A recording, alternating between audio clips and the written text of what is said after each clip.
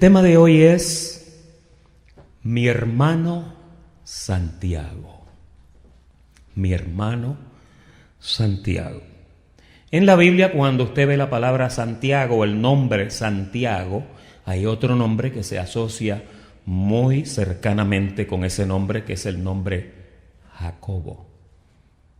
Siempre que usted ve Jacobo, Jacobo es sinónimo a Santiago, pero Jacobo es el nombre hebreo, ¿no? Y Santiago, pues parece que es el nombre del derivado griego, ¿no? Ustedes saben que María, cuando dio a luz a Jesús, el Salvador del mundo, el cuerpo que Dios se preparó dentro de su vientre, después de ese alumbramiento, la Biblia nos dice que después de eso, José siguió procreando hijos con María, ¿ok? Por causa del trasfondo histórico que nos da Flavio Josefo y algunos otros exégetas y escritores, en la familia de José el carpintero, junto con Jesús, crecieron niños y niñas junto con él. Yo quiero que usted vaya pensando en eso. La niñez de Jesús fue una niñez común y corriente. Me imagino que él tiró piedras y jugó como el resto de los niños. No tenemos mucha data si le rajó la cabeza a alguien, nada, pero Jesús tuvo su niñez. ¿Ok? Yo no sé si usted está pensando en lo que yo estoy pensando, pero después de ese trauma que pasó María con José, por esa preñez inexplicable, donde un ángel como Gabriel tuvo que presentarse ante ellos dos y decirle a ella: no te preocupes, que lo que hay en tu vientre es del Espíritu. Y donde tiene que decirle al esposo: no temas en recibir a María como mujer, porque ella no ha tenido nada que ver con ningún hombre. Lo que hay en ella del Espíritu Santo es. Yo no sé si usted ve eso como lo miro yo, pero eso fue un trauma bien violento para ellos dos. Le voy a decir por qué. Por causa del oprobio y de la presión vecina de los que estaban alrededor, porque ellos lo creyeron porque el ángel les habló.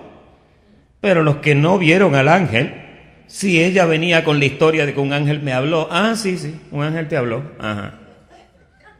Y yo pienso que María nunca tuvo un tiempo muy agradable estando embarazada con Jesús, porque todo el mundo pensaba que ella había hecho algo incorrecto o ilegítimo. Y ese es un oprobio que ella cargó eso en su corazón por muchos años. Y ese primer año ahí, con ese alumbramiento por Jesús, para ella fue traumático. Y yo doy gracias a Dios por mujeres como María. El ángel le dijo: mira, tú has hallado gracia cerca de Dios. Y le dijo más, le dijo: eres bendecida, María, bendita tú entre todas las mujeres, y bendito el fruto que está en tu vientre. Entonces, esta fue una situación donde crecieron otras personas en ese hogar de José el carpintero y de María. El nombre de Santiago, como venía diciendo, y de Jacobo, es un nombre que abunda en la Biblia. El nombre de Jacobo aparece, mire esto, aparece 2 veces en Mateo, 2 veces en Marcos, 1 vez en Lucas y 2 veces en Juan. Entonces, cuando usted ve el nombre Jacobo, usted tiene que pensar, porque hubieron 2 discípulos de Jesús, de los 12, que se llamaban Jacobo. Uno era Jacobo, el hijo de Zebedeo. El otro era Jacobo, el hijo de Alfeo, no el feo. El hijo de Zebedeo, nuestros hermanos católicos lo conocen como el Santiago Mayor, le dicen. No sé si los que han sido católicos aquí han oído esa expresión. Y Jacobo o Santiago el Mayor fue muy venerado en la fe católica. ¿Ok? Es venerado por causa de que hay un reconocimiento para él como mártir, ¿no? Entonces, la razón por la que estamos hablando esto es porque yo no voy a estar hablando hoy ni de Jacobo, el hijo de Zebedeo, ni de Jacobo, el hijo de Alfeo, sino que voy a estar hablando de otro Jacobo, que era el hermano menor de la familia que levantaron María y José. ¿Cuántos me entienden hasta aquí? Así que, ¿cuántos Jacobos tenemos hasta ahora? 3 Jacobos. 2 eran apóstoles de Jesús o discípulos de Jesús, y uno era ¿qué? Hermano de Jesús. Jacobo era el hermano menor de Jesús. ¿Ok? Vamos a comenzar con Marcos, el capítulo 6 y versículo 3, para ver un poco acerca de esto. 3 y 4. Dice: ¿no es este el carpintero, hablando de Jesús, hijo de María, hermano de quién? Hermano de Santiago o Jacobo, ¿de quién más? De José, ¿y de quién más? Y de Judas, ¿y de quién más? De Simón. ¿Cuántos hermanos usted ve ahí? 4 hermanos de Jesús que estuvieron en un momento en la misma casa con él, sentado a la mesa comiendo cornflakes. Pinte ese cuadro, porque tú tienes que conocer hoy a Santiago. Yo te voy a presentar a mi hermano Santiago. Dice ahí: ¿no están también aquí con nosotros? ¿Quiénes más? Fíjate, ahora tú ves a Jesús en la casa de José el carpintero con María, y ahí ves a 4 hermanos, y no solamente 4 hermanos, sino que dice hermanas, lo que identifica que eran más de una. Estamos bien hasta aquí. Ustedes son una clase muy buena. Yo espero que el maestro sea igual. Entonces dice que cuando ellos dijeron eso, en el verso 4, Jesús contesta y dice: no hay profeta sin honra, sino en su propia tierra y entre sus parientes y en su casa. Y lo vamos a dejar ahí porque esto es algo que empezó a ocurrir. Y la gente conocieron a Jesús, que andaba de Nazaret, y hasta en una ocasión se dijo: ¿y de Nazaret puede salir algo bueno? Parece que Genezaret era un pueblito de eso. ¿Menciono algo de aquí? No voy a mencionar ninguno de aquí. Iba a decir Opaloca, pero vamos a dejarlo ahí. Ahora, vamos a Juan capítulo 2. Juan capítulo 2 y verso 11. No te me pierdas, que ahorita voy a coger un rumbo que te tienes que agarrar conmigo. Dice Juan 2:11: este principio de señales hizo Jesús, ¿dónde? En Caná de Galilea, y manifestó su gloria, y sus discípulos creyeron en él. Después de esto, descendieron a Capernaum. ¿Quiénes descendieron a Capernaum? Él, su madre, sus hermanos, ¿y quiénes más? Eso era una ganga de gente. Fíjate que si tú pones atención aquí, esto fue las bodas de Caná, ¿no? Ya él tenía a su familia como seguidores y ya tenía discípulos como seguidores. Vamos a seguir armando esto. Mateo capítulo 2, versículo 4, para conocer la ganga de los 12 discípulos que él tenía. Quiero decirte que estos 12 discípulos con quienes Jesús contaba eran personas que cuando él comenzó a caminar por los diferentes pueblos, él los llamó de diferentes sitios y de diferentes oficios. Doy un ejemplo. Mateo trabajaba para el IRS de aquel tiempo. Y dice que Jesús pasó por el lado de él y le dijo: Mateo, ya Mateo había escuchado de él, sígueme. Y dice que Mateo apagó la computadora, agarró el laptop y se fue y le siguió. Para mí, el llamado más tremendo que hay en la Biblia es el de Mateo. Hay gente que Dios los llama: ay no, pero es que yo trabajo para el IRS y yo no puedo seguir a Jesús. Hay cosas que atan a la gente para seguir a Jesús. Nada debe de atarte para que tú sigas a Jesús. Cuando Dios te llame para algo, agarra como hizo Mateo, arranca y vete.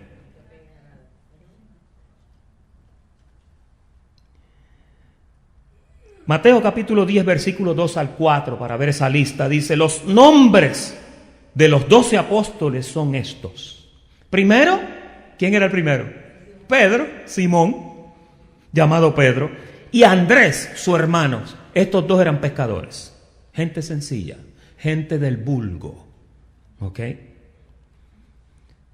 Jacobo, aquí está el primero, hijo de Zebedeo, y Juan, su hermano de Jacobo, el de Zebedeo. Este era el Santiago mayor que reconoce la Iglesia Católica. ¿Ok?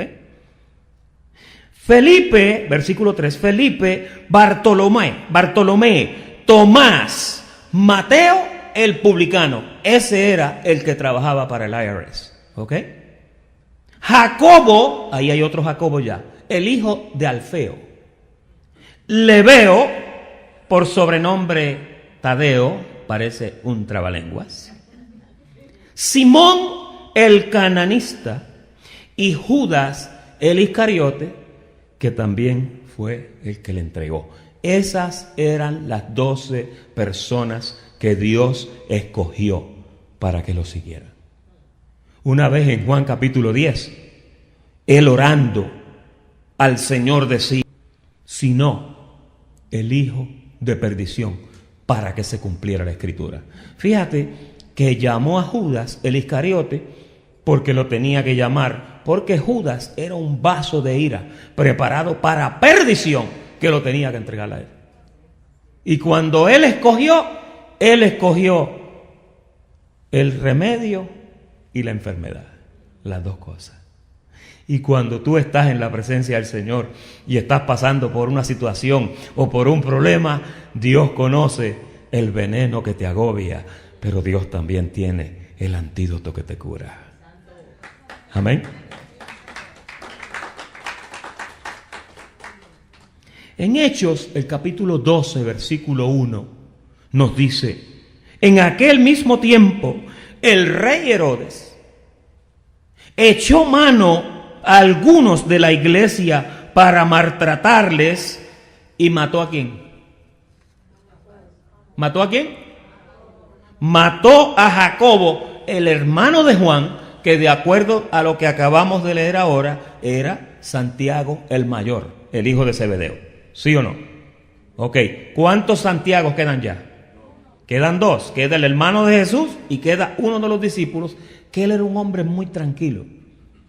Era un hombre muy tranquilo. Los pocos escritos que hay acerca de él en el siglo I dicen que era un tipo low key, bien tranquilo. ¿Te has visto esa gente así que no hacen mucho ruido, pero son gente importante a veces en tu vida? Tú no los oyes hablar mucho, no los oyes, pero son personas que son responsables por muchas de las cosas buenas que ocurren. Amén. Yo doy gracias a Dios por esas personas así. Pues este Jacobo, el menor, era de esa forma. Así que esto, escrituralmente y lo que le llaman cronológicamente, ocurrió cerca del año 41. ¿Ok? Cerca del año 41 fue cuando mataron a Jacobo el mayor.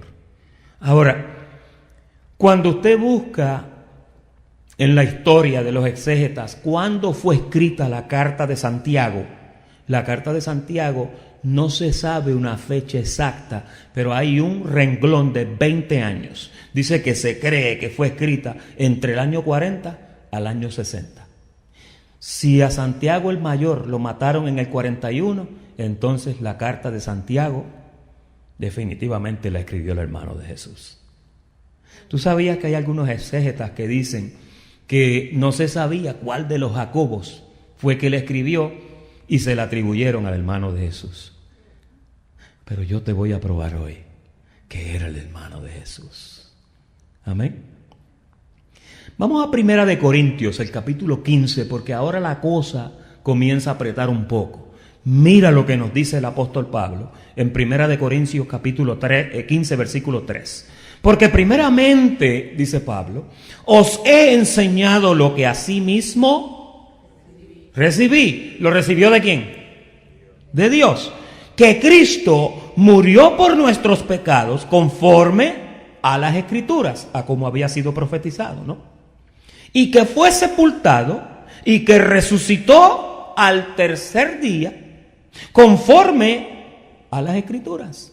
Y que apareció, aquí comienza lo importante. ¿A quién fue el primero que le apareció? Cuando leímos los nombres de los apóstoles, ¿quién fue el primero? Cefas, que es Pedro. Ahora, ¿a quién se le apareció primero? Dice a Cefas. Y después, ¿a quiénes? A los 12 en grupo. Oye bien. Después apareció a más de 500 hermanos a la vez, de los cuales muchos viven aún. Y esta carta se escribió en el año 53. Ya Jacobo el mayor llevaba más de 100 años muerto. Esto es un estudio, esto no es una prédica. Ahora, oye bien. Después apareció a más de 500 hermanos, de los cuales muchos viven aún y otros ya duermen. Después... Ahí es que me interesa, el verso 7. ¿Apareció a quién? ¿Y qué Jacobo tú piensas que era ese?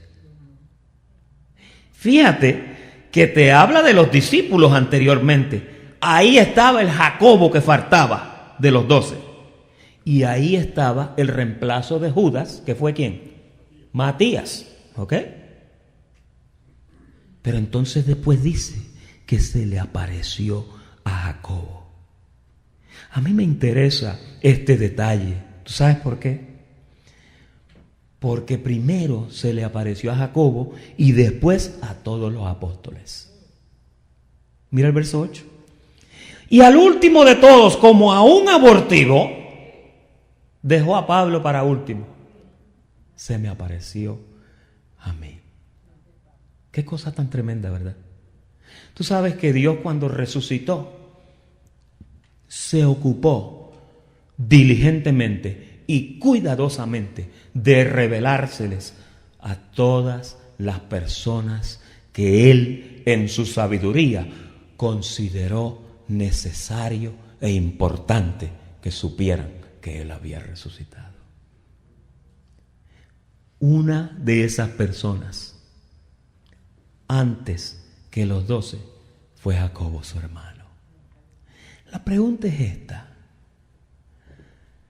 ¿qué tipo de relación tenía Jesús con Santiago, su hermano?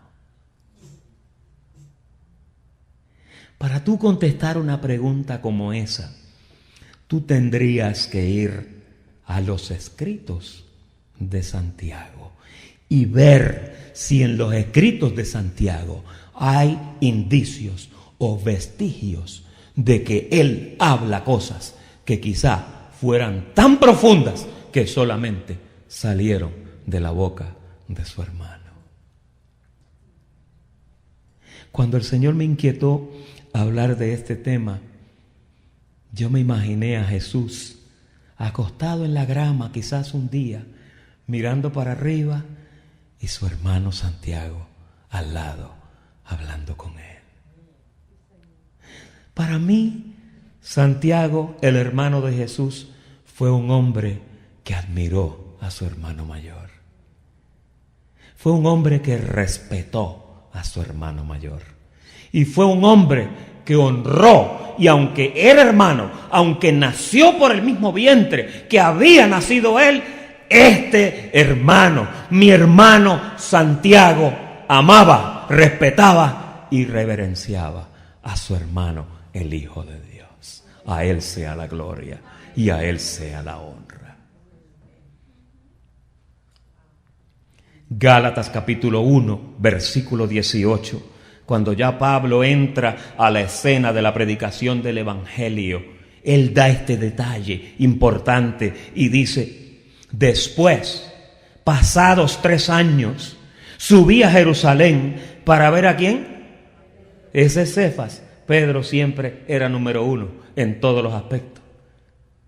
Pedro me recuerda el arroz blanco. Está en todos los platos.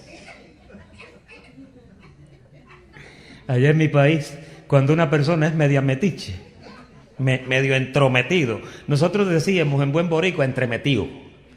Este siempre está entremetido como el arroz blanco, porque el arroz blanco está en todos los platos. Así era Pedro. Dice que Pablo, después que pasaron 3 años y pico, fue a ver a Pedro. Y mira lo que dice: fui a ver a Pedro y permanecí con él ¿cuántos días? Dime una cosa, ¿tú podrías pasar 15 días con una persona que tú no soportas? ¿Verdad que no? Al tercer día ya apesta. ¿Cómo es que dice el dicho? El muerto, conforme a lo de Lázaro, después de 4 días ya hiede. Una vez un hombre decía acerca de su familia, que era muy grande. El dueño del hogar decía: a esta casa los familiares vienen y traen siempre felicidad. Unos la traen al entrar y otros al salir.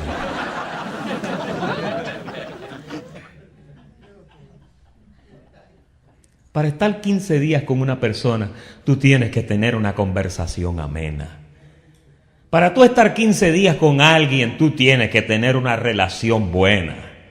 Yo sé que en el pasado quizás te indispusieron, quizás te torcieron la palabra y te dijeron que Pedro y Pablo eran 2 archienemigos. Por unos errores que cometió Pedro en Antioquía, que fue por donde primera vez los cristianos, los seguidores de Jesús se llamaron cristianos. Pedro te estaba alumbrando con lo que tenía. Y Pedro sencillamente, pues, cuando venían los gentiles, él pues le enseñaba de las costumbres de él. Le decía: no coma lechón asado. Imagínense que le digan a un cubano: no coma lechón asado. O a un boricua. Tú le vas a decir: ¿cómo? El Señor te reprenda, Satanás. Le vas a decir como le dijo Jesús: apártate de mí, Satanás. Y Pedro cometió un error que Pablo muy gentilmente se lo corrigió. Lo resistió cara a cara, porque los dos eran judíos. Y le dijo: mira, espérate. Todo está bonito hasta esta parte aquí que tú me le dices a los gentiles que tienen que judaizar. Pero ese asunto se corrigió, ese asunto se trabajó y ya se dejó claro. En este viaje, Pablo está 15 días en el Regency Hyatt con Pedro. 15 días bonitos. Pero mira qué más dice ahí en Gálatas capítulo 1, versículo 19. Dice que vio a Pedro, estuvo con él 15 días y no vi a ninguno otro de los apóstoles, sino a quién fue que fui a ver. Eso es bien importante. ¿Tú sabes por qué? Porque cuando se encontró con Jacobo, en esa gira apostólica que él estuvo, quizás discutió muchos asuntos de interés y de importancia del Evangelio con Pedro, pero después fue y se sentó con su hermano Santiago. Yo veo ahí, yo no sé si usted lo ve, pero yo veo un afecto muy bonito de parte de Pablo para este hombre que amó a su hermano, que nació de un vientre donde un hombre no interaccionó. Yo me imagino que el nacimiento virginal de Jesús en la madre de Santiago dejó a Santiago marcado por vida. Yo no sé qué yo hubiera hecho si mi mamá fuera la mamá del Salvador del mundo. Yo me imagino que yo tendría una admiración tremenda. A veces yo pienso, ¿dónde estaba Santiago cuando Jesús estaba colgado en el madero?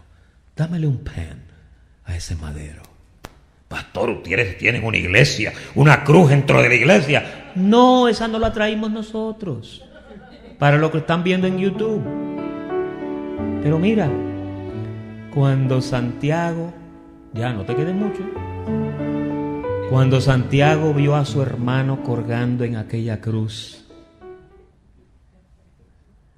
yo me imagino que eso para él fue traumático.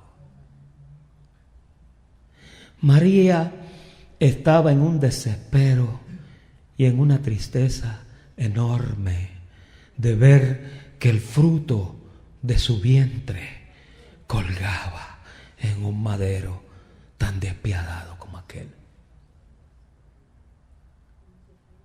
Y Juan, el apóstol, el hermanito de Jacobo, el que habían matado, estaba allí desconsolado llorando, porque él era el mimado. Este apóstol era tan cariñoso que dice la Biblia que se le acostaba en el pecho de Jesús y escuchaba los latidos de su corazón. Él nos da evidencia que Jesús tenía corazón. Allí lloraba al lado de su madre. Pero yo me pregunto, y yo no sé si tú te estás haciendo esta pregunta conmigo, ¿dónde estaba Santiago cuando todo esto estaba ocurriendo?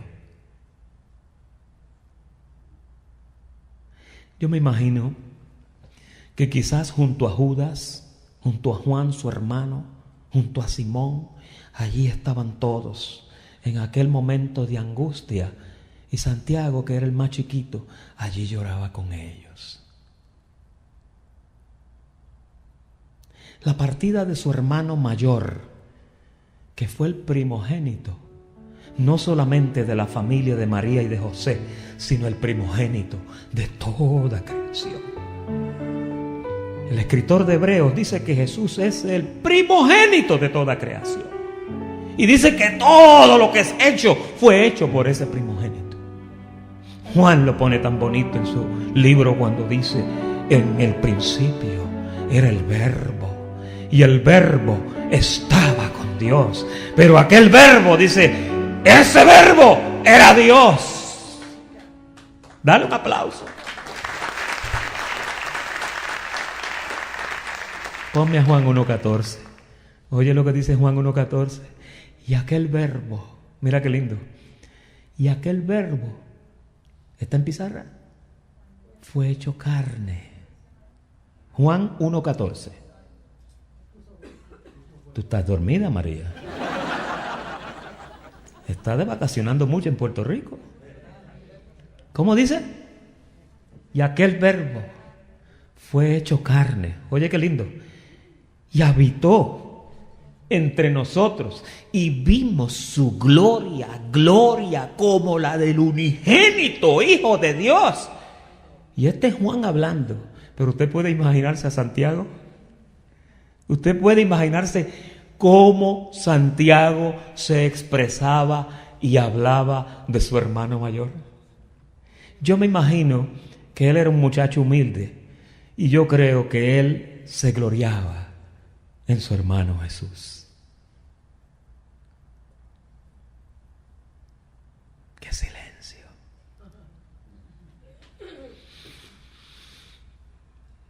Y entonces, en esta próxima nota, yo quiero ahora presentarte en esta corta plática la posible y evidente interacción de Jesús con su hermano Santiago. Fíjate que para tú conocer una persona, tú tienes que ver lo que la persona escribe, ¿no? Si es una persona de la historia y la quieres conocer, buscas o la información que dice el historiador del siglo que sea acerca de esa persona, o vas e indagas en los escritos de esa persona, y sus escritos te pueden dar evidencia y te pueden dar una pista de qué tipo de persona era esa. Hay veces que cuando tú hablas con una persona, las cosas que esa persona dice, te dicen a ti con quién esa persona anda. ¿Cómo es el dicho? Dime con quién andas y te diré quién eres. Parece una iglesia católica.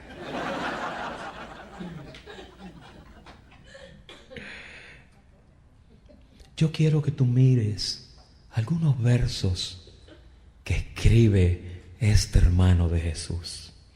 Cuando leas estos versos, yo quiero que tú pienses de dónde salió esa información, y ahí te vas a dar cuenta.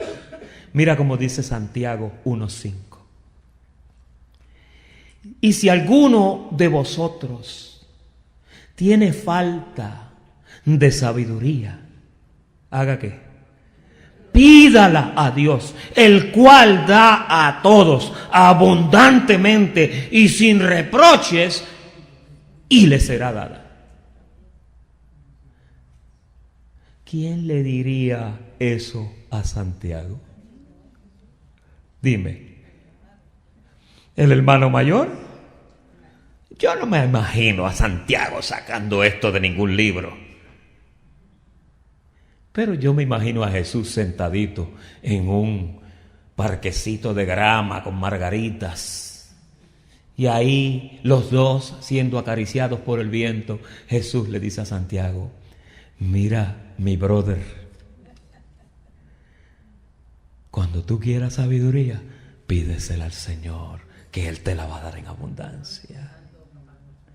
Y ahora tú ves a un apóstol madurado, ves a un apóstol en la misma Meca de Jerusalén, sentado quizás en una silla de reconocimiento con un compañero como Cefas, que es el patrimonio de la iglesia. Pedro, el licenciado, portero de las puertas del Evangelio. Allí estaba Santiago con él. Cuando Pablo va a Jerusalén, está 15 días con Pedro. Oye, Pedro, qué bonito está todo. Voy a ir a sentarme con el brother un ratito. Yo me imagino que cuando el apóstol Pablo se sentó con él y comenzó a escuchar las cosas que Santiago decía, ¡wow! Y estoy seguro que Pablo entendió, lo sabía, porque ellos conocían sus genealogías, que Santiago creció en la misma casa, comiendo con fley, en la misma mesa con Jesús de Nazaret. Mira otra escritura tan linda en Santiago capítulo 1, versículo 13 al 15. Cuando alguno es tentado, no diga que es tentado de parte de Dios, porque Dios no puede ser tentado por el mal, ni Él tienta a nadie. ¿Quién le dijo esto a Santiago? Uno que fue tentado por el mismo diablo después de estar en un ayuno de 40 días y 40 noches, que yo creo que cuando después tú estás 40 días sin comer, tú miras una piedra y parece una pizza de pepperoni. Santiago, mi brother, Dios no tienta a nadie. Cuando tú oigas a alguien diciéndote que es tentado por Dios, dile que Dios no tienta a nadie. Mira, yo soy Dios y te lo estoy diciendo. Tú sabes que las palabras que Jesús profirió por su boca, dirigidas a su hermano menor, lo dejaron marcado de por vida. Lo vemos evidenciado. Mira cómo dice el verso 14, porque el verso 14 es un misterio profundísimo de lo que ocurre dentro de nosotros cuando estamos siendo tentados. Tú no eres tentado de parte de Dios. Mira lo que ocurre dentro de ti. ¿Quién explica esto? El brother de Jesús, mi hermano Santiago. Sino que cada uno es tentado cuando de su propia concupiscencia es atraído y seducido. Entonces, Santiago, mira cómo funciona esto, mi brother. La concupiscencia, después que ha concebido, da a luz el pecado.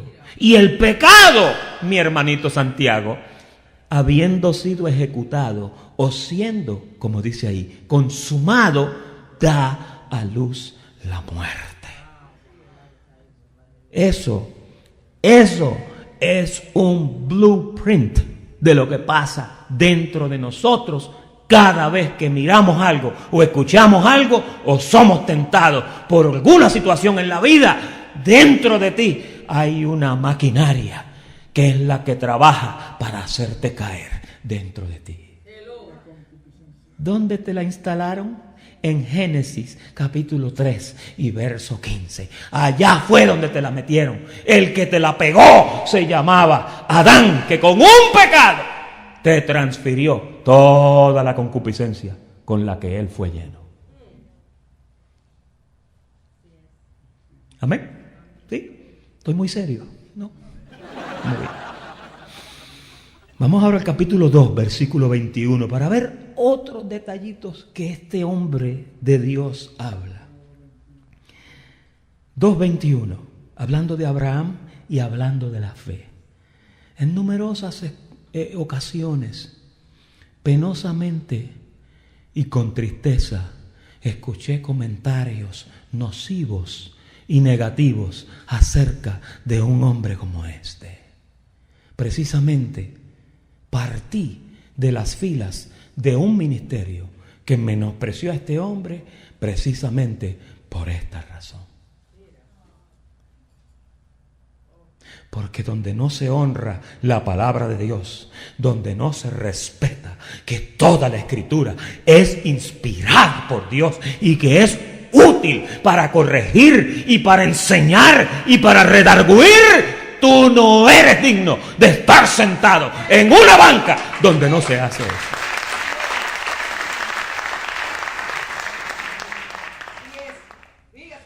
Esa fue mi razón por partir de las filas de un sitio donde no se aprecia lo que los hombres de Dios escribieron. Santiago 2:21 dice: ¿no fue Abraham justificado por las obras nuestro padre cuando ofreció a su hijo Isaac sobre el altar? Esto es una revelación profunda.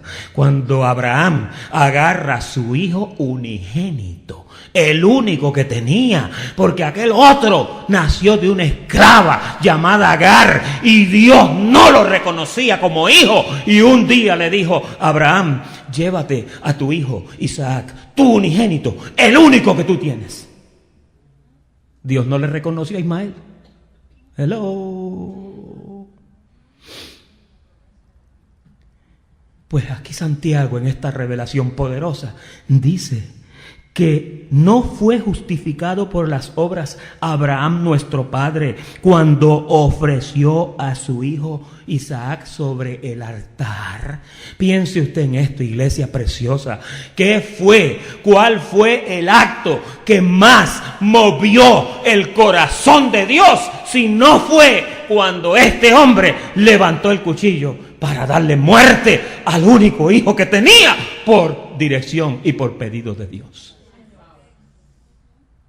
Y eso es una obra de fe. Diga, obra de fe.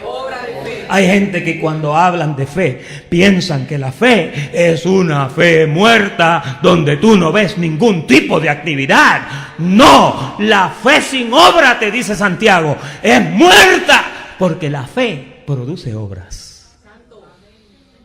No produce obras de santificación, pero sí produce obras de arrepentimiento. produce obras de evidencia de que lo que tú estás profesando, estás dispuesto a hacerlo. Y la fe de Abraham fue lo que dice el americano: he will put his money where his mouth is. Él pondría su dinero donde ponía su boca. Lo voy a hacer. Salió con el hijo y lo iba a hacer. Dios esperó que levantara el cuchillo para decirle: detén tu mano sobre tu hijo, que solamente fue tu fe que quise probar. Porque tu fe tiene que ser probada como el oro. Tú puedes profesar que tienes fe. Yo te dije que se iba a poner caliente. Tú puedes profesar toda la fe del mundo. Tú puedes recitarme el pacto de arriba abajo. Pero cuando llegue el momento de evidenciar esa fe que tú profesas con obras, si no las tienes, eres un címbalo que retiñe. Y aquí, el único que reconoce que las obras que produjo la fe en nuestro padre Abraham fueron las cosas que hizo por obedecer lo que Dios le estaba pidiendo. Yo quiero salir corriendo con esto. Mira 22. ¿No ves que la fe actuó juntamente con sus obras? Y que la fe se perfeccionó por las obras. Oye eso. O sea, si Abraham no hubiera hecho nada en aquel monte con el hijo, ¿qué íbamos a decir de él? Dime, ¿qué íbamos a decir nosotros de Abraham si Abraham no hubiera levantado el cuchillo para darle muerte a su hijo unigénito? Que era un tipo de Cristo. Pues ahí el único que explica esto es el brother Santiago, es el que dice: mira, déjame explicarte cómo funciona esto. ¿Tú sabes una cosa? Yo estuve haciendo una pequeña exégesis de Gálatas capítulo 4, a ver si Pablo le sacaba punta a este lápiz como se la saca Santiago. No, Pablo hace otro enfoque, pero aquí Santiago con palabras sencillas te dice: mira, y se cumplió la escritura, verso 23, que dice: Abraham creyó a Dios y le fue contado por justicia y fue llamado amigo de Dios. Y después que habla eso, entonces mira el otro verso, que también se ha criticado mucho. Vosotros veis pues que el hombre es justificado por las obras y no solamente por la fe. Pero de la fe que él está hablando ahí, no es una fe salvadora. Él lo que está hablando ahí es de que si Dios llamó a Abraham para que hiciera algo, Dios llegó el momento que Abraham tuvo que probar lo que había que hacer. Y Abraham lo probó. Y como lo probó, tú y yo nos hicimos hijos de él. Ahora Gálatas 3:9 cae tan bonito cuando dice: de modo que los que son de la fe son bendecidos con el creyente Abraham. Eso merece un aplauso, ¿verdad? Santiago capítulo 3 y verso 2, ya estamos terminando. Porque todos ofendemos muchas veces. Y si alguno no ofende en palabra, este es varón perfecto, capaz de refrenar todo su cuerpo. Oye, ¿tú sabes que el único que explica el misterio de la lengua es Santiago? ¿Tú sabes lo que decía Santiago de la lengua? Santiago 3:5 dice: así también la lengua es un miembro pequeño. Algunos la tienen larga, pero más o menos casi todo el mundo tiene sus algunas 4 o 5 pulgadas de lengua, ¿verdad? Yo conocí uno que con la lengua se mojaba las cejas y se las arreglaba.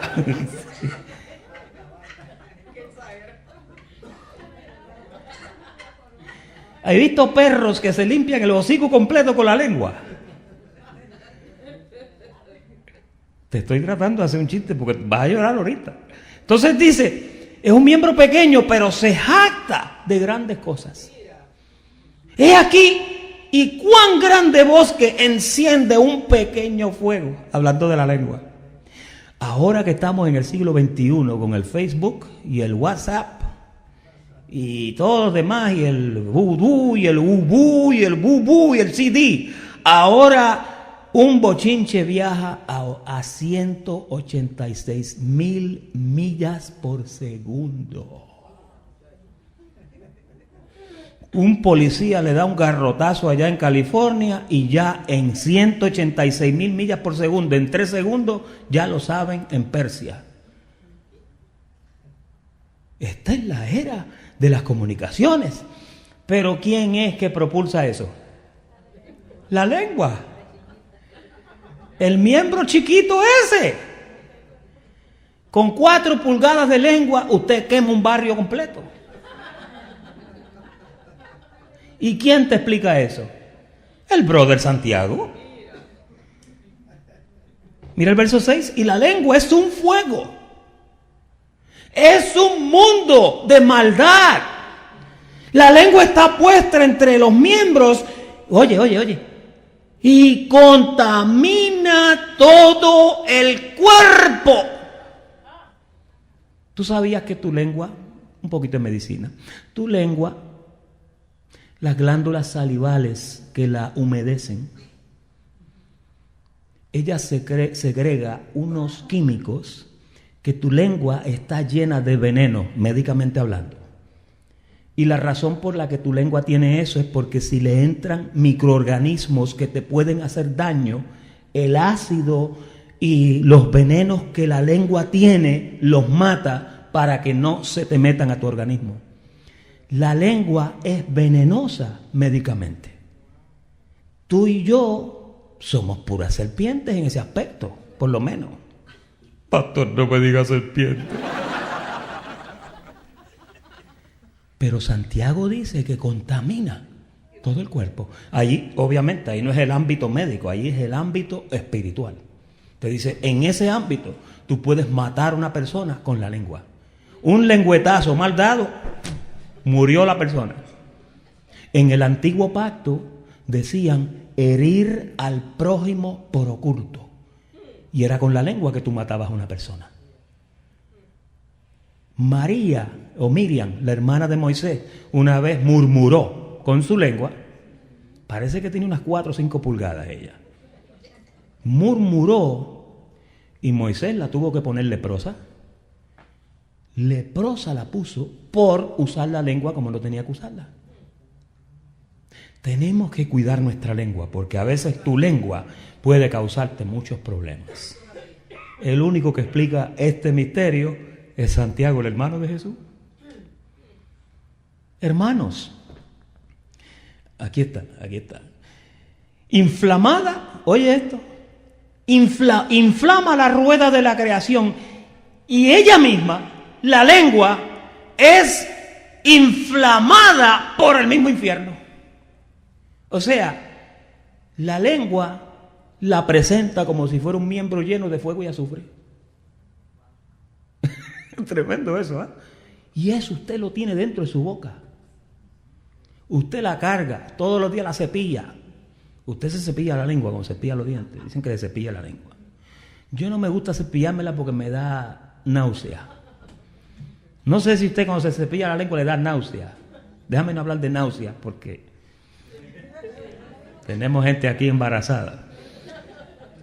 Y el último, Santiago 5:16, que dice, confesaos, confesaos vuestras ofensas unos a otros.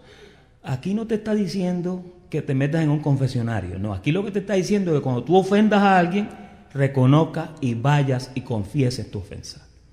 Confesaos vuestras ofensas unos a otros y orad unos a otros para que seáis, ¿qué? Entonces no confesar te enferma. ¿Quién le enseñó eso a Santiago? Pues un misterio poderosísimo. A mí me está que este muchacho jangueó mucho con Jesús. Porque el único que habla cosas profundas así era nuestro Señor Jesucristo. Usted lo ve en Mateo, Marcos, Lucas y Juan hablando puras parábolas. Un hombre ahí hizo, y ahí hizo esto, y allá el otro esto, y el ave esto, y el viento, y la lluvia, y todo para él era una enseñanza. Y este hermano de Jesús habla cosas similares. Elías, mira cómo dice el verso 16. La oración eficaz del justo puede mucho. ¿Por qué? Porque hay oraciones perezosas y mecánicas que no llegan ni al techo. Pero la que es eficaz, esa puede mucho.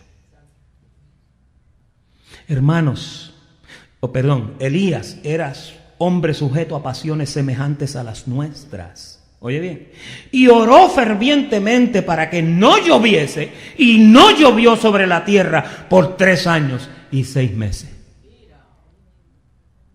Pastor, ¿y quién le dijo esto a Santiago? Yo, como que me imagino que un día Jesús leyó el rollo de Reyes y lo compartió con él. Mira lo que dice aquí, este oró y de otro. Y él escuchando.